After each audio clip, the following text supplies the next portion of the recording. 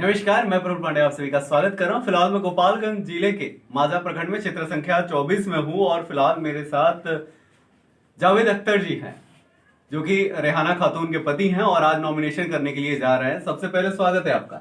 जी नमस्कार। और मैं अभी आपको भी स्वागत करता हूं और अपने जनता जनार्दन जो भी हमारे युवा साथी हैं सबको मैं हाथ जोड़ के नमन करता हूं और सबका धन्यवाद देता हूं कि आज अपना कीमती समय दिए और हमारे नॉमिनेशन में अपना जोरदार पुरजोर तरीका से चलेंगे। और अच्छा, आज आपका नॉमिनेशन है, सही? और नॉमिनेशन कराने के लिए फिलहाल आप जा रहे हैं, तो सबसे पहले मुझे ये बताइए इस बार किन किन मुद्दों को लेकर आप खड़े हुए हैं? देखिए, सबसे बड़ा चीज है कि जमीनी मुद्दा, सबसे बड़ा चीज है जमीनी मुद्दा। जो यहाँ 5 साल पहले 5 साल में जो यहाँ के प्रतिनिधि हैं, अभी तक हमने पूरे क्षेत्र में भ्रमण किया। हमारे 24 क्षेत्र के हर पंचायत में मैंने भ्रमण किया।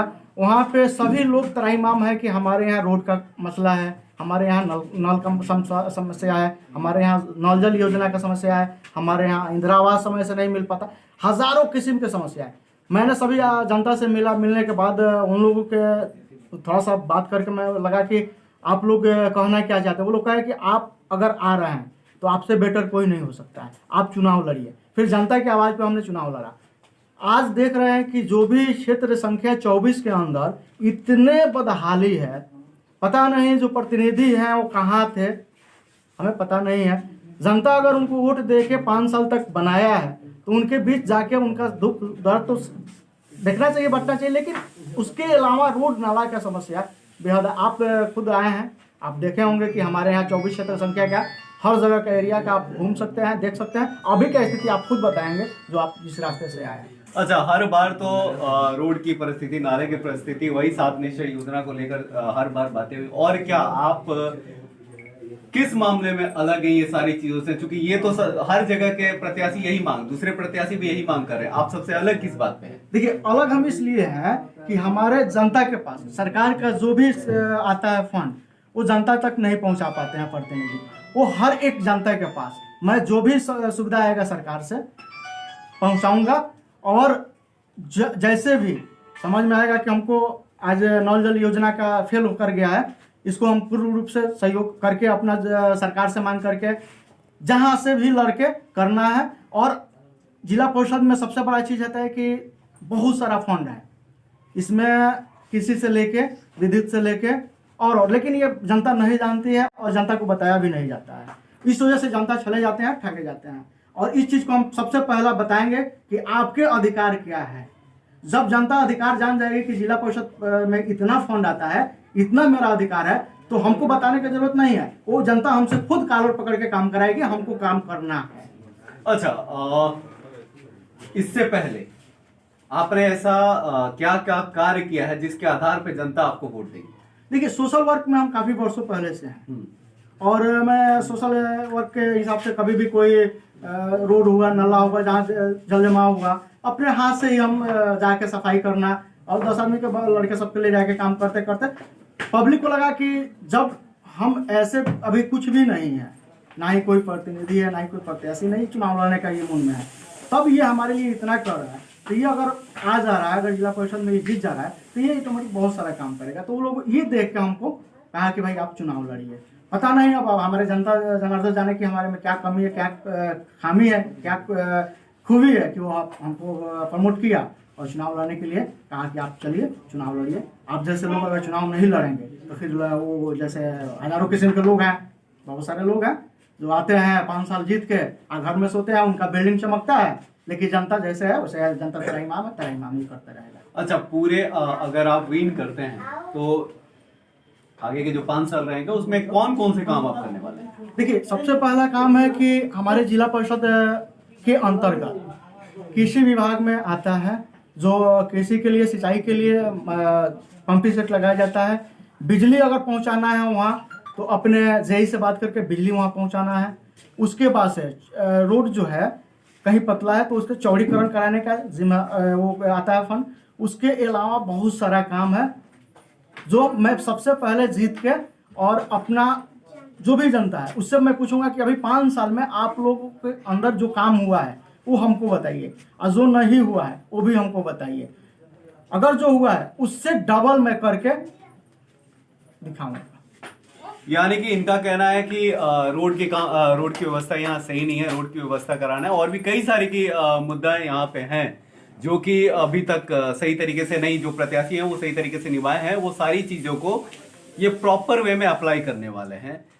ये थी खास बात जावेद अख्तर साहब के साथ। जावेद अख्तर जी, आपको ढेर सारी शुभकामनाएं, आज आप नॉमिनेशन के लिए जा रहे हैं, और इसी के साथ मैं प्रफुल्ल पांडे इजाजत लेता हूं। नमस्कार, तब तक के लिए बने रहे हमारे साथ। तो प्रत्याशी जनता को लुभाने के लिए कई सारे तरीके अप्लाई करते हैं, और वैसे ही कई सारे तरीकों का वीडियो आपके सामने कई सारे वायरल भी हुए हैं, जिसमें जनता को लुभाने के लिए काफी सारे तरीके अप्लाई किए हैं। पैसा ना हो, हर तरीके अप्लाई किया करते हैं कि अपना वोट बैंकिंग हो, वोट उनको मिले। खैर, अभी मैं यहाँ क्षेत्र संख्या 24 में हूँ, और यहाँ के जनता से यहाँ के हालात के बारे में जायजा लेंगे कि यहाँ की सिचुएशन क्या है, और बीते 5 साल में क्या कितनी डेवलपमेंट हुई है यहाँ। तो यहाँ के लोग, यहाँ काफी सारे चाचा बैठे हुए हैं। चाचा, अपना नाम बताइए। अच्छा, ये बताइए, पिछले 5 साल में किस तरीके का डेवलपमेंट हुआ है आपके इलाके में? कोई डेवलपमेंट नहीं हुआ है। अच्छा, तो क्या देखकर आप लोगों ने वोट दिया था? हम लोग तो देख कर ये वोट दिया था कि ये नए नए हैं, बहुत अच्छा काम करेंगे, लेकिन जो हम लोग सोचे थे वो काम कुछ नहीं हो पाया। अच्छा, क्या क्या आपकी सोच थी? हमारी सोच थी कि हम किसान गरीब मजदूर आदमी हैं, हम लोग के लिए कोई सुविधा देंगे, लड़ेंगे, लेकिन कुछ कहीं नहीं हुआ। जो जान हुआ है वो बर्बाद हुआ है, उसका भी फार्म भरा गया है तो कुछ खबर नहीं मिली। ऐसा 2-3 साल हो गया, बार बार गेहूँ नष्ट होता है और धान भी नष्ट हुआ, इस साल भी और बर्बाद हुआ। ये कहाँ कोई खबर मिलता, ना कोई आता है ना। अच्छा, इस बार सबसे पहले सर अपना नाम बताइए। अच्छा, इस बार आप जो प्रत्याशी चुनने वाले हैं, उनके अंदर क्या क्या खासियत देखकर आप उनको सेलेक्ट करने वाले हैं, वो बताइए। पिछले प्रत्याशी जो जीते हुए थे, उनको हम लोग बहुत उम्मीद लगा करके जिताए, जहाँ हमारे इलाका के हैं, हमारे साथ में रहे हुए हैं, तो हम लोग को आगे विकास करके या कोई तरह की दिक्कत होगी तो उसमें सहयोग देंगे।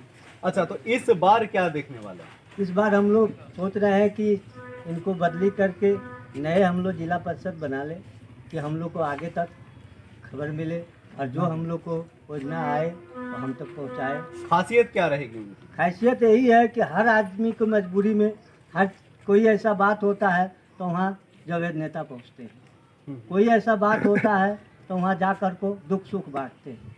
तो इससे हम लोग ज़्यादा खुश हैं इनसे कि हाँ, इनको हम लोग जिला परिषद बनाए। और भी बुजुर्ग लोग यहाँ मौजूद हैं, उनसे जाने कि उन लोगों का तजुर्बा काफी ज्यादा रहता है। तो अपना नाम बताइए। नसीरुद्दीन। अच्छा, अभी चुनाव का माहौल है, काफी लोग लुभाने के लिए प्रत्याशी लोग आपके साथ आ रहे होंगे। लुभाने के लिए क्या क्या कर रहे हैं आपको? लुभाने के लिए तो 50 तरह की बातें बताते हैं कि हम ये कर देंगे वो कर देंगे, लेकिन पिछले 5 सालों में हमारे हिसाब से तो आप लोग भी कहीं ऐसे आए हैं गोपालगंज से, चाहे जहाँ से भी आए हैं, तो रास्ते का सड़क का हाल देख ही रहे हैं। विकास के नाम पे 1% भी कुछ भी नहीं हुआ है।